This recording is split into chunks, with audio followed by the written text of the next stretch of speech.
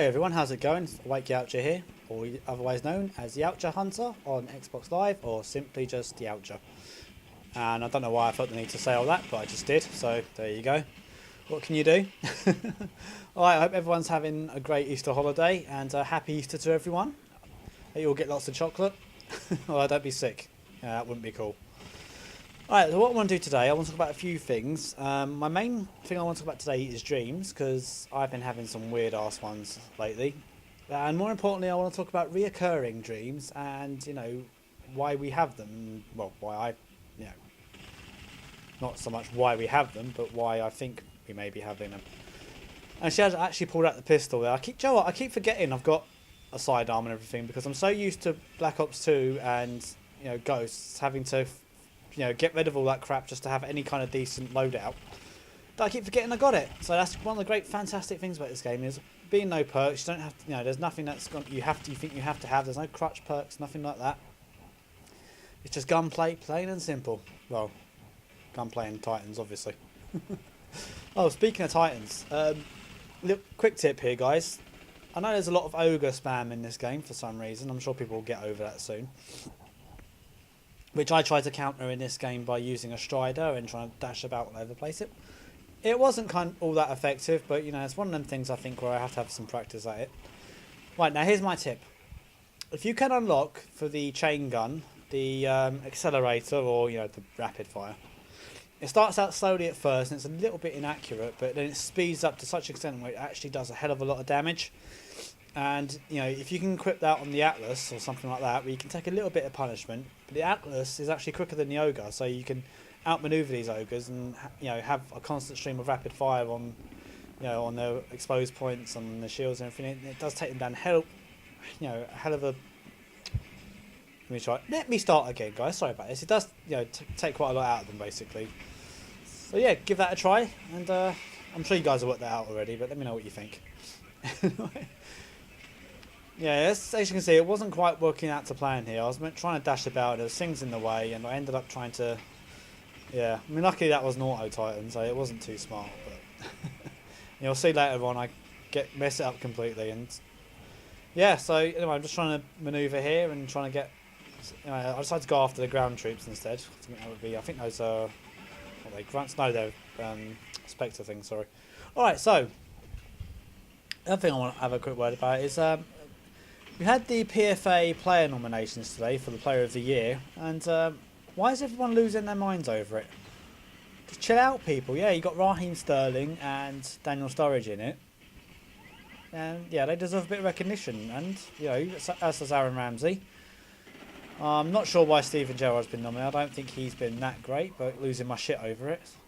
Just looking on Twitter today, some people are taking it really, really personally. Like it's the worst possible thing ever imaginable that could ever happen to anybody, anywhere in sport.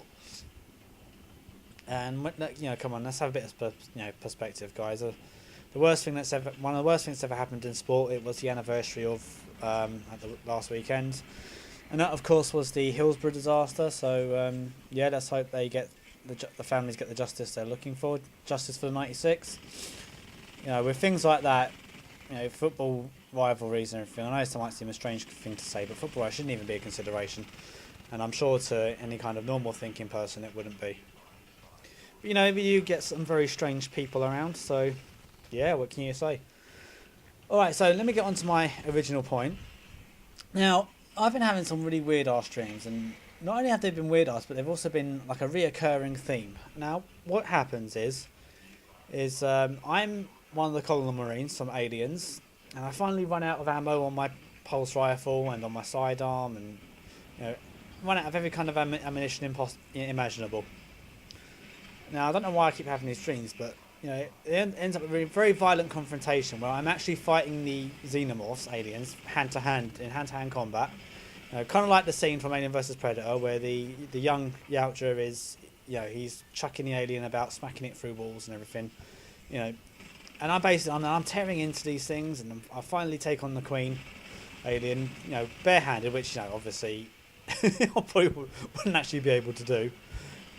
But so now I know a lot of people think that dreams are basically Some people say that there's a subconscious mind working. Some people say you have certain types of dreams when you've got a guilty conscience or, you know, things on your mind.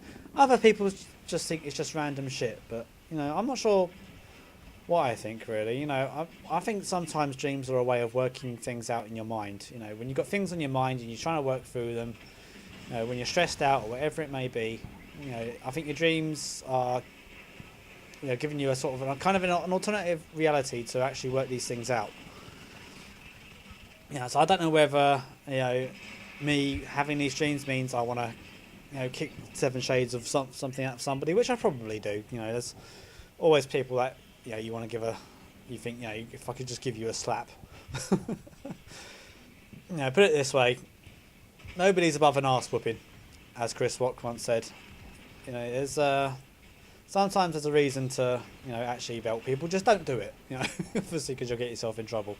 So I think that's where your dreams come in, really. You know, it's kind of sometimes a way of working out aggression or having just something to, yeah, work it out in your mind. You know, so like I say, I'm not too entirely sure why I'm having them, but yeah, what can you say? It's just. So I tried the nuclear ejection there, didn't quite work out how I wanted it to, but there we go. You know, another dream I keep having is. This is also kind of a reoccurring thing, and I think the reasons why I have this one are plainly obvious. But, you know, I have these dreams where my dad, he knocks on my door and says, with a cheesy grin on his face, and says, "Oh, sorry, I wasn't really dead. I was just, you know, just mucking about."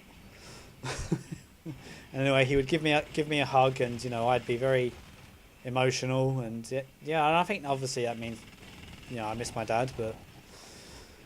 Yeah, my dad's been gone since January 2006, and yeah, I miss him. Yeah, sometimes I do feel very bitter about it. I feel like he was, you know, taken just when we were starting to get on, because my relationship with my dad, it wasn't always great. In fact, I spent most of my young life being afraid of my dad.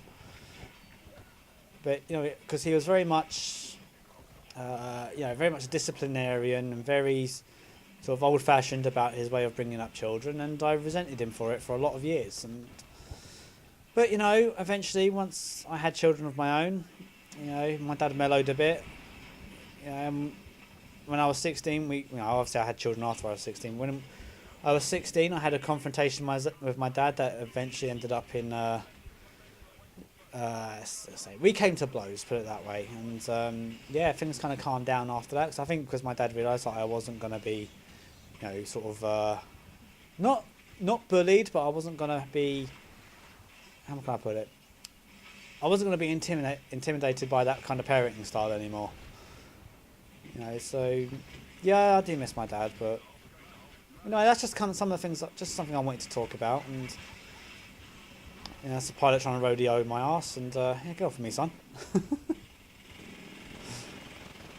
Yeah, I'm not sure how I didn't hit anything there, but, yeah, whatever. Oh, has anyone been having any kind of sort of connection problems on this? Because just lately I've only been getting one bar and I have no idea why. But, you know, I tried resetting my router and everything like that, but it's not really gone to... I'll say that's something else that's not gone to plan, but whatever. Anyway, this is great. I forget what the name of this map is, but... Is it Airbase? I don't know. I can't remember.